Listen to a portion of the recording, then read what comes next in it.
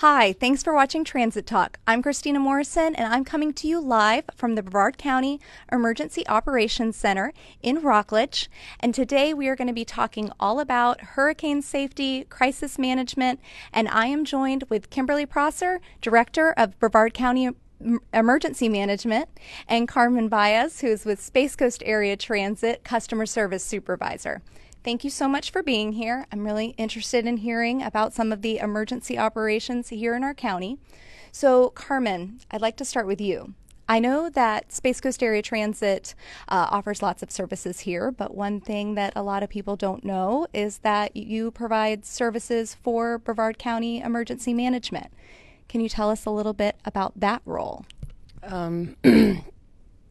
That's correct. When hurricanes or just emergencies, evacuation on the boats and hotels and stuff like that, we work closely with emergency management. We actually work for them at that present time.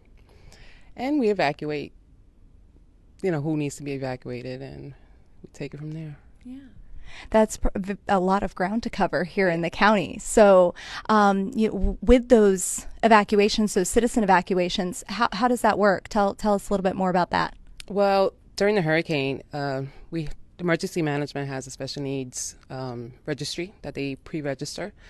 We recommend pre-registration because we'll know how many needs to be evacuated and how many shelters that we need to open. So once Emergency Management declares the emergency, we contact the pre-registered special needs and we start the process of transporting them to their assigned shelters. Okay, so how do people go about getting registered? Should they do that now or? Yes, they should have done it in the beginning of the year before hurricane season. But yes, they can still be registered now. Pre-registering, we'll know exactly who we're picking up and what medical needs they have. We need to know how many wheelchairs we're picking up so we can route the routes the way, we can't pick up 10 wheelchairs at one shot. So we have to know if they have oxygen tanks, wheelchair, if they bed bound and stuff like that. So that's how we know and determine what we're sending out to pick up the residents. Okay, that makes a lot of sense. How about, I know if I was evacuating, I would not want to leave my cats at home. So how about people who have cats and dogs and pets? What do they do? Well, when we do the call, we ask them if they have pets and if they are willing to go, if they want animal services to pick up their pet. They'll put them in a shelter, usually they use animal, their facilities to house them. Then when we bring them back, we bring the pets back to them. Unless sometimes they want the choice of going to an animal-friendly shelter because some of them don't want to leave Fluffy with anyone. That makes sense. I can understand that. So, and what number do they call? How do they get on that registration list? 321-637-6670. Okay, and we will go ahead and put that phone number in the comments section as well, and come back to it a little bit later. So that's all on the evacuations. Does Space Coast Area Transit do anything else for Brevard County emergency operations? Yes, during the hurricanes, if they need like tarps moved, water, any cots and stuff like that, we use our buses to transport that. And we also help out, like the sheriff's department if they need cots and stuff transported. So we don't only transport people, we transport items. Wow, that's really great. Well, thank you so much for explaining that. I want to come back and remind people about that pre-registration as well. Kimberly, thank you so much for being here and all that you do. Tell us a little bit about, I know that we're in the operations center right now and behind us it's very quiet, but I know that it's not always like this. So tell us about the center and what role that you play here. Right. So this is the Emergency Operations Center, or more commonly known as the EOC. And this is what gets activated during an event, an emergency. It could be something that's natural, like a hurricane, or it could something human caused, like a terrorism event, or it could be a technological cause or a planned event, like space launches, because we activate the EOC for each of those as well. And so depending on the type of event and the size of that emergency is how full this room is of people and how many different teams are working together to address it. And you did mention hurricanes. It is summertime. That's on a lot of our minds. What are you telling citizens and residents of Brevard County right now about being prepared for hurricanes? Well, it's always important to be prepared for hurricane season. Well, really, for any emergency. We have a couple of documents here. One is an all hazardness readiness guide, and the other is your pathways to preparedness. So we have these two documents that we share with the public. They're available in PDF on our website, but they are also available at the EOC, at various libraries, and at the commission offices. Okay, great. Well, yeah, those we can probably include a link to those as well. What happens when a hurricane evacuation has been put into effect? Tell us a little bit more about that.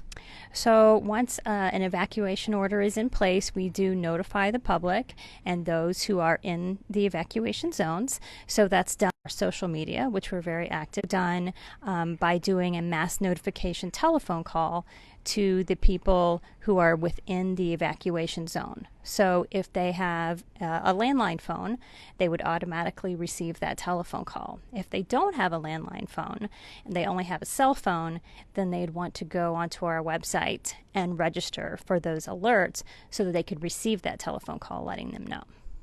Okay. Well, so once people have been notified and then they evacuate, maybe the situation occurs. I know a lot of people are really anxious to get back home. How do people know that it's safe to come back home, and when should they come back? Right. So that's something that, as I mentioned before, and also announce that to the media as far as if the hurricane has passed through and the bridges have been inspected for safety, and once those bridges are reopened, we do announce that. With Irma, for example, there was quite a bit of damage and concerns about power being out and traffic signals being without power. And so we did put out information via social media and the press letting people know that while you were able to return home, you needed to be very cautious about the situation at that time. Be prepared for everything. That's right.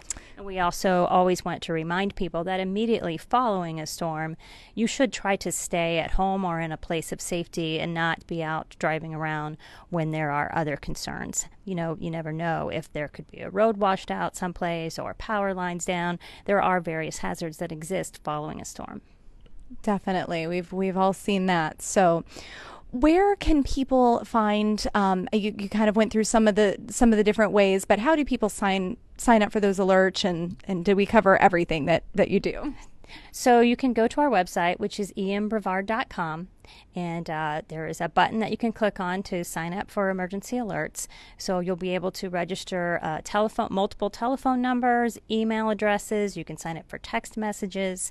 And then also starting this week, we are also starting to use Nixle for text messaging. And so we have used Facebook and Twitter, and we used to use Twitter to text to be able to reach people. However, we are now branching out because of the way that Twitter changed their technology, and it's more difficult for people to receive those messages as text. So now we're going to be able to use Nixle for those same messages. That's really great. That's convenient. That reminds me, I'm going to have to make sure to update my text message. So thank you for keeping up with technology and keeping us informed.